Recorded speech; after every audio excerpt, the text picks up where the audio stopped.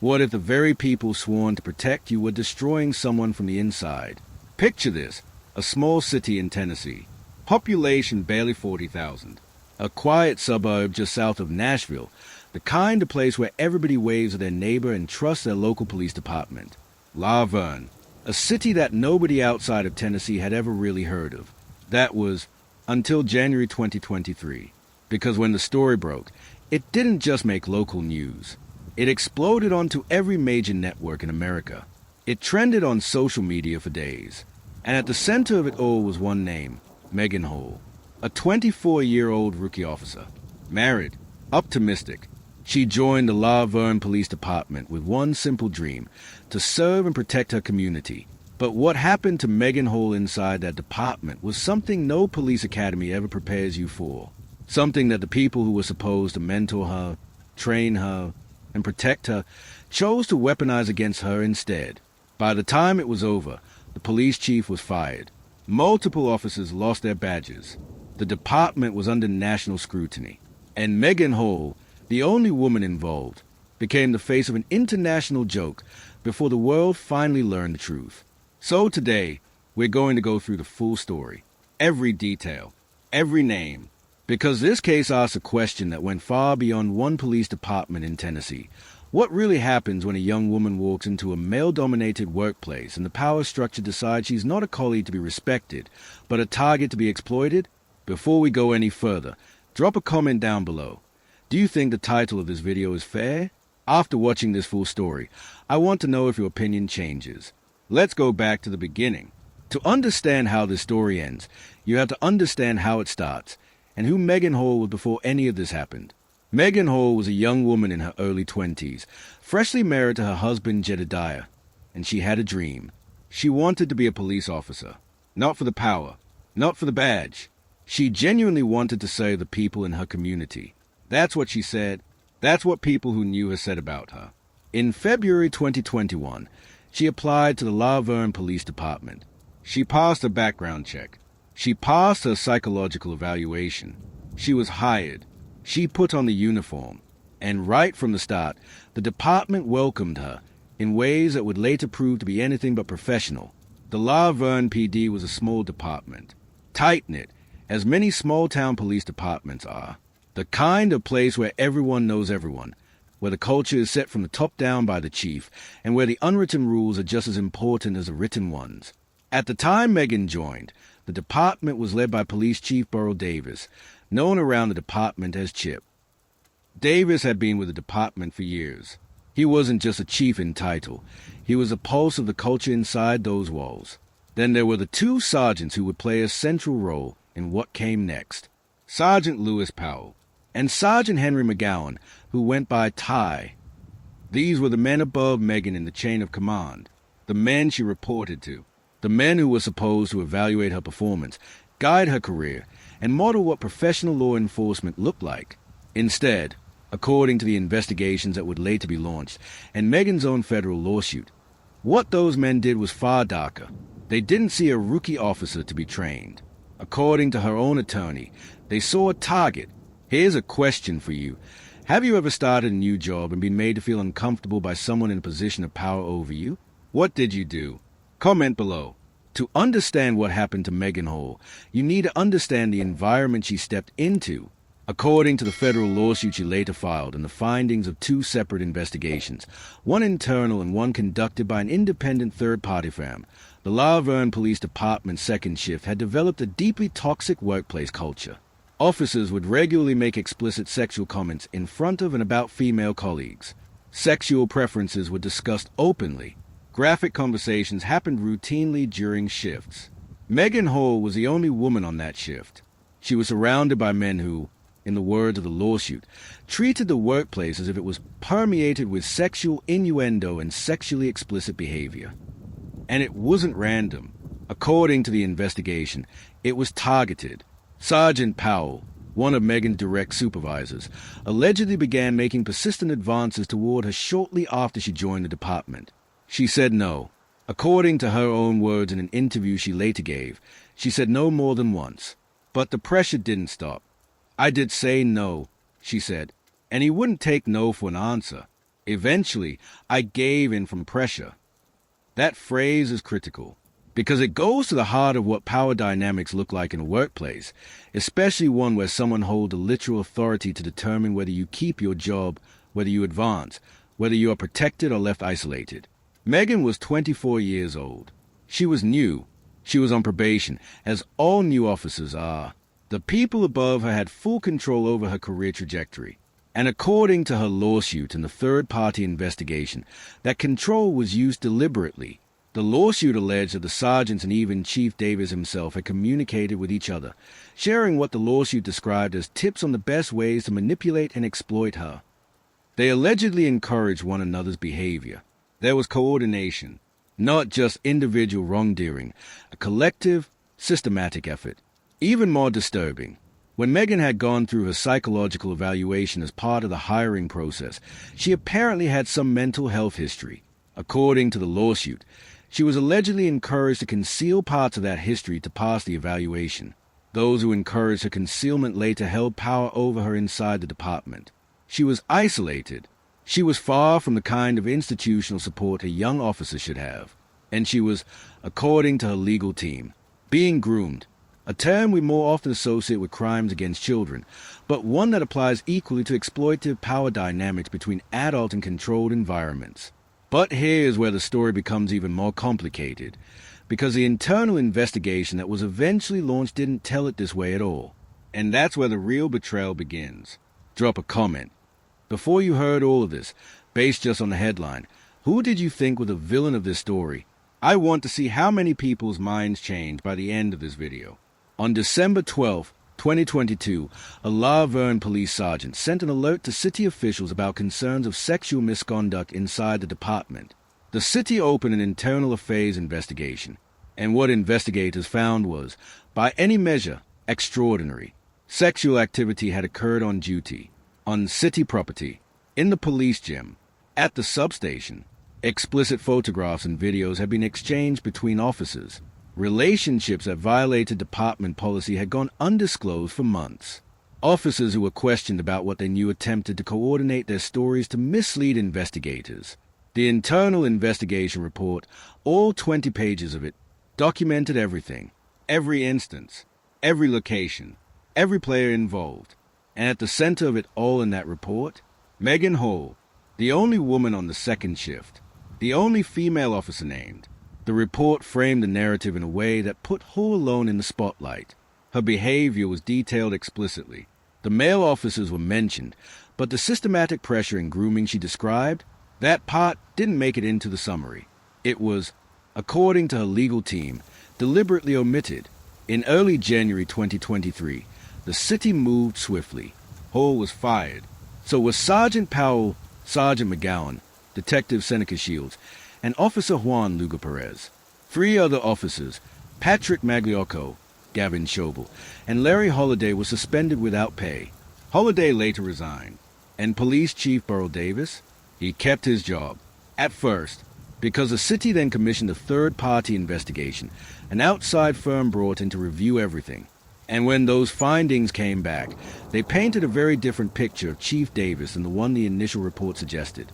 The independent investigators found that Chief Davis had known about the misconduct, not just passively, actively. He was aware of what was happening between his officers and Megan Hall.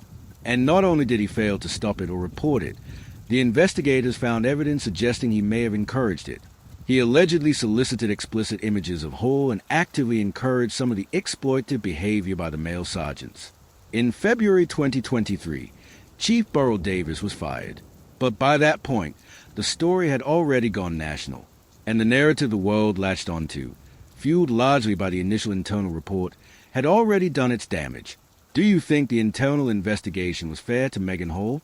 And do you think the same thing would have happened if the genders were reversed?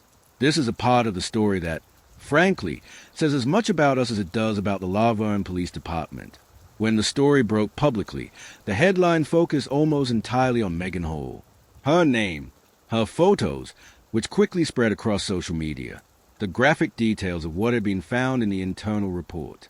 She became a meme. She became a punchline. Late-night jokes, viral posts. Internet communities erupted with mockery. The male officers, most of them were mentioned in passing, as footnotes of the female officers' scandal. Some weren't even named prominently in early coverage. Maegan Hall, a 24-year-old woman who would later tell investigators in courts that she had been manipulated, pressured, and exploited by her supervisors, was the one whose face was everywhere, the one being called a disgrace, the one being laughed at globally. I receive harassing and threatening messages on my phone daily, she said in an interview. I felt like I had been terrorized. She said she had tried to get out of the situation she found herself in. She said she had been told, essentially, that she couldn't. And when everything came out, the system, first through its internal investigation, then through the court of public opinion, made her the face of it all. They isolated me, shunned me, they accused me, and they blamed me for becoming a victim, she said. Think about that for a second. A young woman joins law enforcement, hoping to build a career serving her community. Instead, she allegedly gets targeted by multiple men above her in the chain of command, men with the power to end her career on a whim. She fights to get out. She can't. The story eventually gets exposed. And then, she becomes a global punchline. Her attorneys later argued that the way the initial investigation was written, focusing on Hall and omitting the full picture of what had been done to her, was not an accident. They called it a false narrative that set her up as a scapegoat. And they filed a federal lawsuit that said exactly that. Here's a tough one. How much does the way a story is framed at the start shape how people permanently see the people involved? Is the internet ever able to UNC something? In February 2023, barely weeks after she was fired, Maegan Hall filed a federal civil rights lawsuit. The defendants, the city of La Vergne, former police chief Burrell Davis, former Sergeant Lewis Powell, and former Sergeant Ty McGowan. The lawsuit laid out a detailed, harrowing account of what Hall described as deliberate, coordinated sexual grooming by his supervisors. It alleged that Powell and McGowan, with Davis's knowledge and encouragement, used their authority to systematically break down Hall's resistance and trap her in degrading and abusive dynamics. The lawsuit said that Powell had repeatedly pressured her for sex, that her refusals were ignored, and that eventually the pressure became too much. It said she had tried to end the situation multiple times, and that each attempt was shut down. It described the work environment as one that normalized sexual harassment from the very first days of her employment. And it argued that the department's own investigation, the one that put her name front and center, was itself a cover-up designed to shield the men who had engineered her exploitation. The lawsuit also made a deeply troubling allegation about Hall's mental state during this period. It stated that at one point, she had dry-fired her department-issued weapon at her own head to, as one report described it, hear what it sounded like. Fellow officers had expressed concern about her mental health. Those concerns were never officially reported up the chain of command. Maegan Hall felt trapped in the role assigned to her, the lawsuit said, and in an attempt to escape, she nearly killed herself. These were not the words of someone who had willingly engaged in reckless behavior for fun. This was a portrait of a young woman who had been systematically broken down while wearing a badge she had earned honestly. The city of La Vergne contested the lawsuit. Their lawyers argued no admission of wrongdoing. The male officers named in the suit either denied the allegations or filed their own competing lawsuits. Sergeant McGowan filed a separate $1 million suit against the city, claiming he was fired due to racial discrimination. The legal battle stretched across more than a year. And then, in March 2024, the city settled. $500,000. $500,000. That's what the city of La Vergne paid Maegan Hall to put the lawsuit behind them. No admission of guilt, but $500,000. No woman should ever have to endure this type of abuse, Hall said after the settlement. What happened to me at La Vergne Police Department should never happen to anyone. Her attorney called it an unmitigated victory, not just for Hall, but for every woman working in male-dominated industries. Hall's career in law enforcement was over, but with the settlement, she planned to go back to school, to rebuild. Comment your thoughts. Was $500,000 enough? Should criminal charges have been filed? And should the male officers, not just the department, be personally held accountable? So where's everyone now? Because in stories like this, it matters. Maegan Hall, as of early 2025, had been keeping a low profile. Reports indicated she was still married to her husband Jedediah, and the two were living quietly together. She had put the lawsuit behind her and was focused on moving forward. Former police chief Burrell Davis, things did not quietly fade for him. In December 2024, he was decertified by the Tennessee Post Commission, the state board that licenses law enforcement officers. That decertification bars him from working in law enforcement anywhere in Tennessee. Then, also in December 2024, he was charged with aggravated stalking and violating an order of protection. In 2025, he was arrested on felony charges including kidnapping and assault. The man who led the department, the man who, according to investigators, knew about the exploitation happening under his command and may have encouraged it, ended up facing felony charges of his own. Sergeant Lewis Powell and Sergeant Ty McGowan both fired. McGowan filed his $1 million lawsuit against the city, claiming racial discrimination in his termination. That case was working through the courts. The Vergne Police Department itself went through a complete leadership overhaul.